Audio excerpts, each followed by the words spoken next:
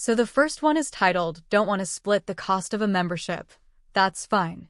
My sister-in-law and brother-in-law are notoriously cheap, stingy, and manipulative, but otherwise nice people. It's actually kind of interesting how someone with those traits can still come off as a decent person overall. Anyway, we have a Costco membership, and both my husband and his brother, who is also my brother-in-law, have cards. At some point, my sister-in-law probably asked to borrow his card to go shopping and then never returned it. Normally, I wouldn't care too much. I'm happy to share. But they're just so cheap and stingy that it really started to bug me. So I finally asked for the card back, saying we needed it.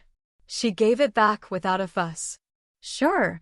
And then 5 months later, my husband asks for my card, and I ask where his is.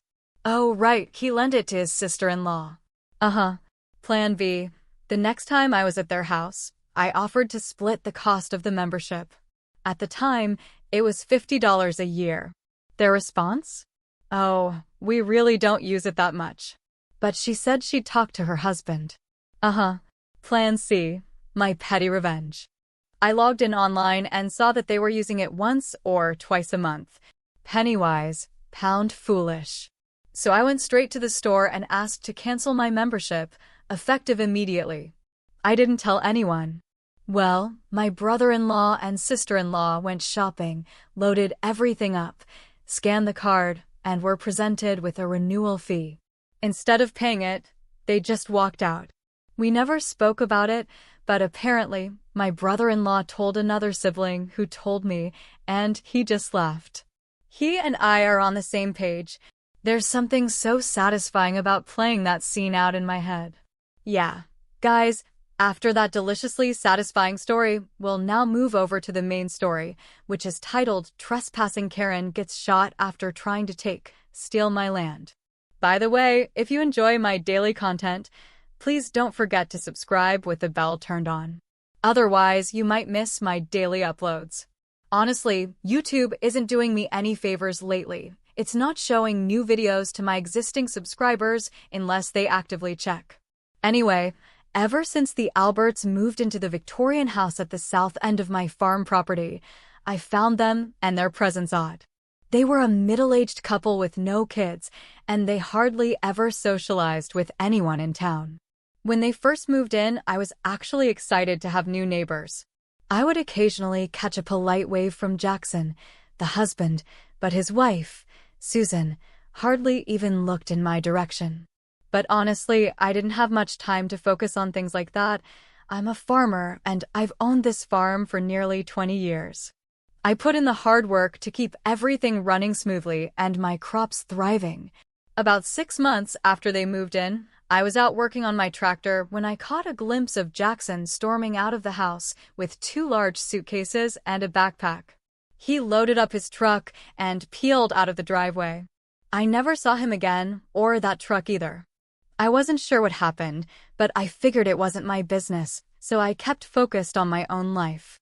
I didn't see Susan for a while after that either, so I assumed they were away on a trip or something. But then she started appearing again, walking around with her dogs. At first, it didn't seem like a big deal. But soon enough, I noticed she was letting her dogs run through my fields while she smoked cigarettes and stared off into the distance. Well, as long as the dogs weren't messing with my crops, I figured there was no harm done. But things only got worse. One day, I wasn't feeling too great, so I headed back to the house for a quick nap. As I passed by the Alberts' driveway, I saw a landscaping truck parked there. I looked around and saw a guy climbing a ladder with a chainsaw. The thing was, that tree was on my property. At first, I thought maybe I was misreading the situation.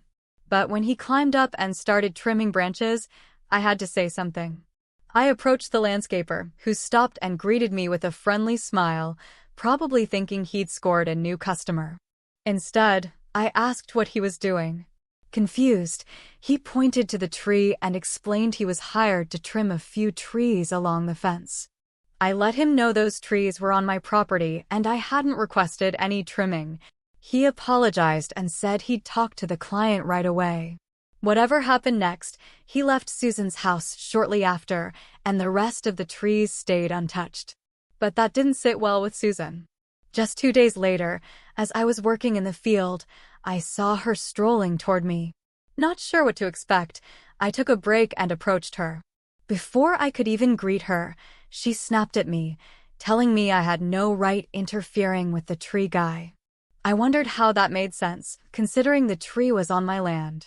She argued that it blocked her view of the sunrise and said she was going to look into it more to figure out whether the trees were actually mine or hers. Before I could respond, she stormed off. The very next morning, I stepped outside at dawn with my coffee and spotted a figure near the fence line on my property. I set down my mug, grabbed a shovel just in case, and cautiously approached. It was Susan, moving the property survey markers. She was so focused that she didn't notice me until I was about 20 yards away. "Ma'am, Susan, is that what's going on here?" I asked, already knowing exactly what she was up to. She hesitated, then grinned like a light bulb had gone off in her head. "You turned away the man who came to trim my trees, claiming they were on your property," she said. "Well, I checked it out and they're actually on my land. I'm just fixing these markers so they're in the right place." I raised an eyebrow. "I've owned this farm for over 2 decades, ma'am. 3 different families lived in that house before you and Jackson moved in, and this has never come up before. I assure you, the property lines are clearly marked. If you could just put the markers back where you moved them from, we can all start our day peacefully." "I suppose I'm the first one in over 20 years to look into the matter," she interrupted smugly. "They were in the wrong place," she insisted. "I confirmed it, so I'm fixing the mistake." I pushed back gently. "Ma'am, I'm going to need you to put those back until I can confirm it myself." She stood up straight, markers still in hand, glared at me in silence for a few seconds, and then slammed it into the ground. In a loud, angry tone, she screeched, "Put it back yourself. But no matter where you put it, those trees are my property. They're getting trimmed whenever I like." She stormed off again, and I placed the marker roughly where I remembered it being. But I had no idea what else she had moved or where she'd placed the others. So I decided to drive down to the town hall and get the official property plans myself. Later that afternoon, I did just that. I worked too hard on this farm to have someone trying to claim part of it. I figured she might be full of it, but I wanted to stay vigilant. When I got the survey plans, it turned out I was entirely right, as I knew I was. I felt a little more at ease knowing I could show Susan the documents if anything else came up.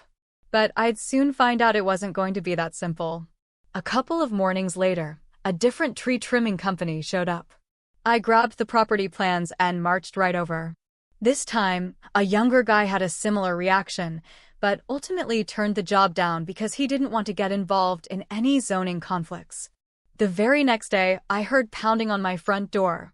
I opened it to find Susan with her finger pointed directly at my face. "That was the last time you're going to run people off my property," she snapped. "Those trees are mine to trim, so stop meddling with your zoning and property fantasies." "They're on my property," I replied calmly. "Don't mess with me," she warned. "You don't even want to know what happens next." She poked her bony finger into my chest and stormed off again. This time, I wasn't going to stay quiet. I called the sheriff and explained the whole situation. I've known Sam for over a decade, so we had a good rapport. He assured me I had nothing to worry about.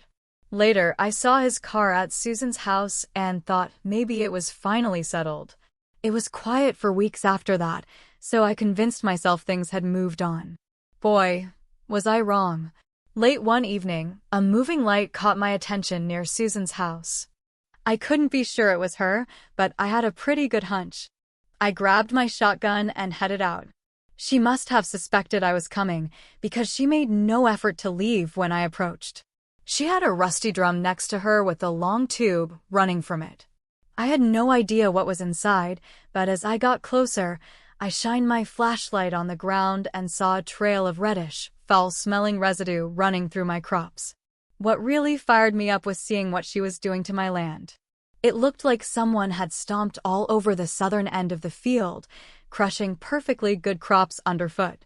And it was obvious this wasn't random. Susan was trying to mark her so-called territory. I turned to confront her, but at first, she either ignored me completely or just didn't care that I was standing there. I finally raised my voice. "What in the hell are you doing?" She still didn't respond right away. "You're damaging my crops and making a mess of the field. What the hell?" I said, raising my voice even more, though not quite yelling.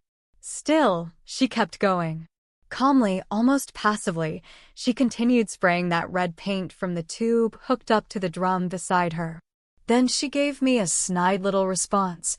"Can't be damaging your crops if they aren't on my property, old man. I already told you, it's my land." That really got my blood boiling. "Enough of this," I snapped. "You're doing damage here. It'll take months to fix, and I've had enough of your games. And if you're so damn sure it's yours, why are you out here doing all this in the dark of night?" That gave her pause. Like she'd been caught doing something she shouldn't be doing. She swung her head toward me and shot back. "Your stalking and harassment are out of hand. Leave me alone to do my business, or I'll have you arrested for trespassing." "Arrested? For what?" I shot back. "I'll keep that in mind when I show the cops the official survey plans I have." That's when she lost it. She turned and sprayed me directly in the chest and legs with that foul-smelling red goo. The stench was disgusting, and I had officially reached my limit. I stepped toward her, and she sprayed me again. "Get out of here, you crazy idiot," she screamed. I turned sharply and made my way toward the drum, slinging the shotgun off my shoulder as I went. I grabbed the tube and yanked it hard, ripping it out of her hands. Then I started slowly rolling the heavy drum back toward her house. She took a second to process what was happening, then bolted after me in the dark. She lunged for my shoulder, screaming, but instead grabbed the shotgun. That moment sent a chill down my spine. This was getting dangerous. I let go of the drum, which rolled across the ground, spilling some of that nasty red paint, but at least it stayed far from my crops. Realizing she had hold of the gun, Susan tried to yank it from my shoulder. I barely managed to catch it as it slid off, and we ended up in a brief struggle. "What the hell are you doing, you psycho woman?" I blurted out. But she changed her grip and pulled the shotgun free from my hands. I reached for it immediately, trying to wrestle it back in the dark. My hand landed right on the trigger just as she moved the gun, and that's when it went off. The blast rang loud and sharp through the night air. Both of us were stunned. Our ears were ringing, and it took me a second to fully register what had happened. Then I felt her grip loosen. I heard her fall to the ground. I panicked. "Susan? Are you okay?" I asked, dread creeping into my voice. She groaned. Then came the curse words. "My foot. You bastard. You're going to jail for life, you monster. I'm taking all your damn land now." I was about to run for help when I heard movement. I grabbed my fallen flashlight and shone it on the scene. Turns out, she'd taken most of the blast in her foot, though part of it had gone into the ground. She was freaking out, thrashing around, and suddenly reaching for the gun again before I could stop her. She squeezed the trigger once more, wildly, without aiming, and the next blast tore into the field. "What the hell are you doing?" I yelled, backing up. She was reaching for the gun again, so I kicked it away, sending it sliding through the dirt out of her reach. "You're insane. You shot me and then tried to shoot me dead, old man," she screamed. "Help, I'm bleeding out." Her eyes were wild with panic. I backed off and said, "Not that you deserve it, but I'm going to get help." I grabbed the shotgun by the barrel and rushed back to the house to call an ambulance. Behind me, Susan screamed like a banshee, accusing me of leaving her to die in the dark. I ran inside, set the gun down on the porch, and called 911 as fast as I could. Then I rushed back out to check on her, even grabbing a towel to try to help stop the bleeding. She threw it back at me, of course, but at least I tried. Eventually, the ambulance and police showed up. We both got interviewed, and they took the shotgun to dust for prints. Susan was taken to the ER, and the next morning, an officer stopped by to update me. Turns out, she was still insisting she was on her own property and that I was the one who started it by pulling the shotgun on her. But when they checked the gun, the fingerprints were all hers on the butt and the trigger. Yep, she went full Karen on me. Man, that morning at the station was something else. The officer assured me she was sternly warned. If she pulled anything like that again, she wouldn't be walking away. Of course, she admitted to nothing. But the cops did come back later and checked the contents of that drum.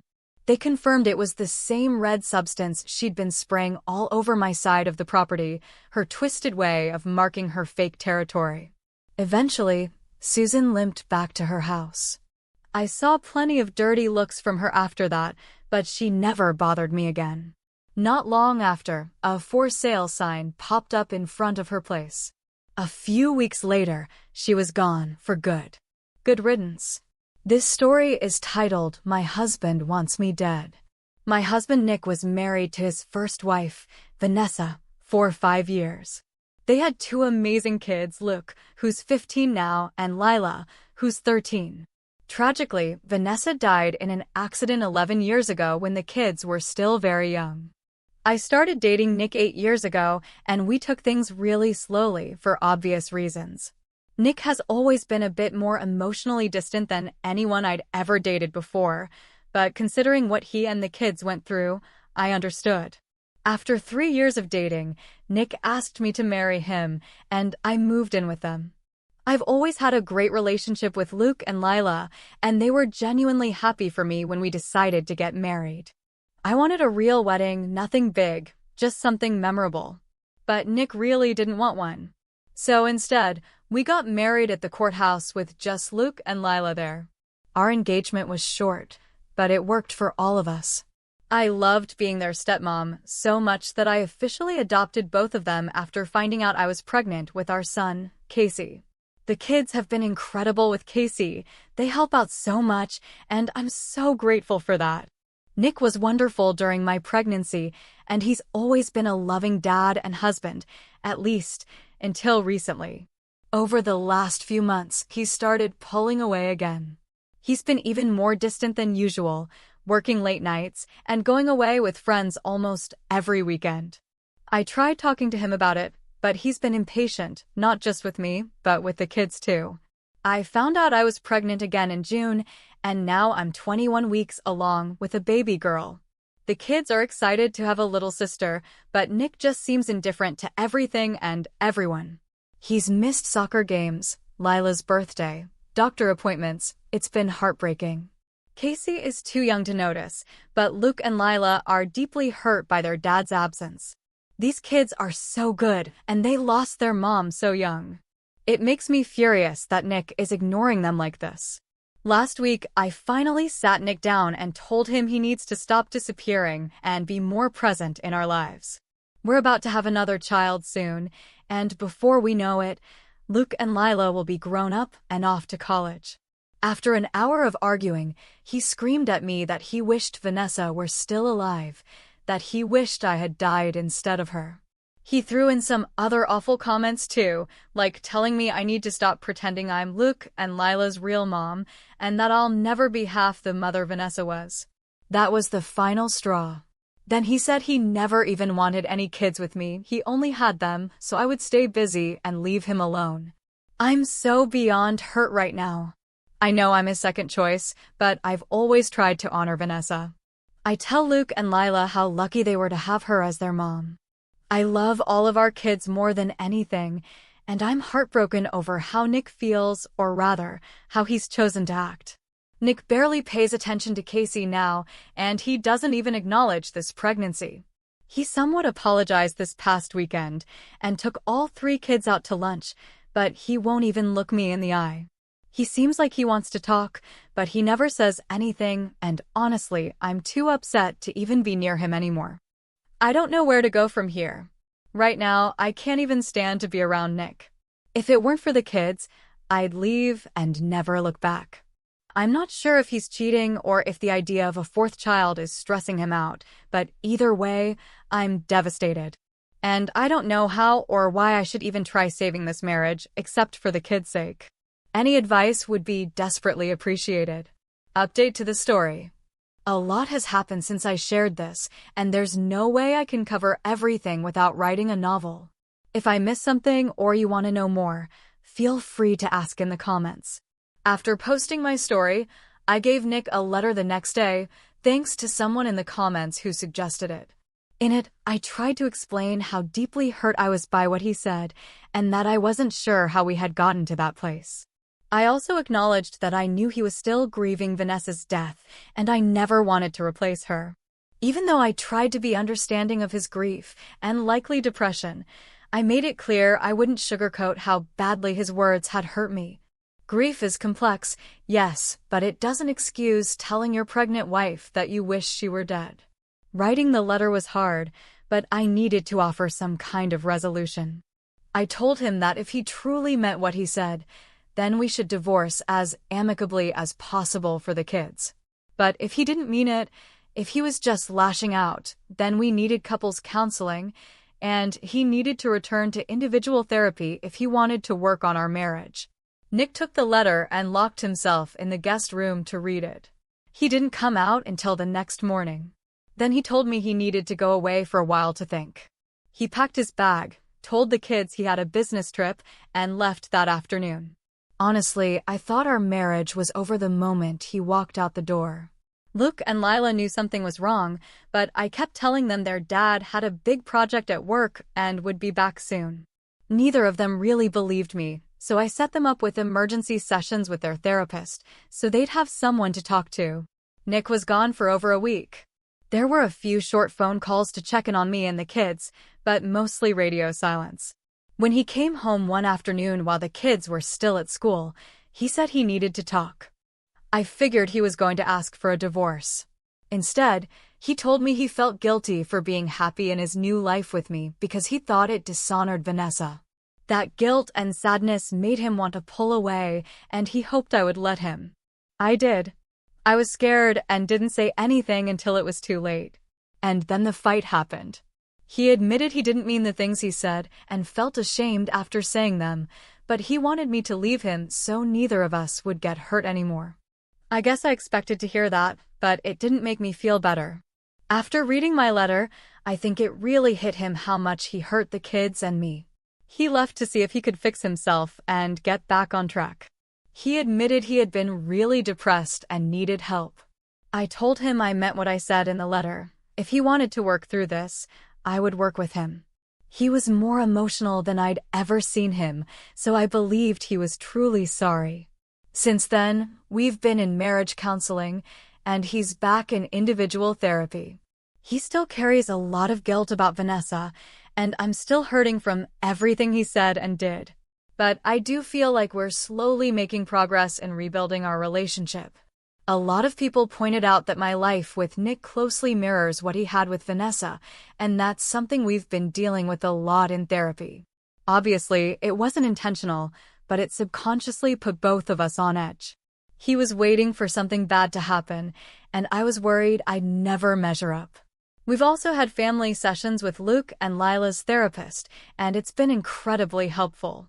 Both of them told me that talking to their therapist really helps, so I've made sure they keep their weekly appointments.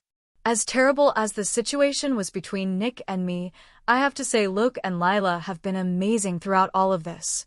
They've handled everything with maturity and grace, and I'm so proud of them. Nick is really trying to make up for the time he missed while he was checked out, and he's been great with the kids. I've had a lot of complications with this pregnancy, to be honest, but Nick has stepped up. He's been to every doctor's appointment and has been very supportive since he came back. I know he's carrying a lot of guilt over saying he never wanted Casey or this new baby, and he's been doing his best to make up for it. We're all staying in therapy for as long as we need to, which might be a long time, but I do feel more confident about our future as a couple and a family. I won't lie and say everything is fixed or that his words don't still hurt, but I do believe we're on the right path. So, what do you think? If you were in my shoes, would you have forgiven your husband after something like this? Let me know your thoughts in the comments.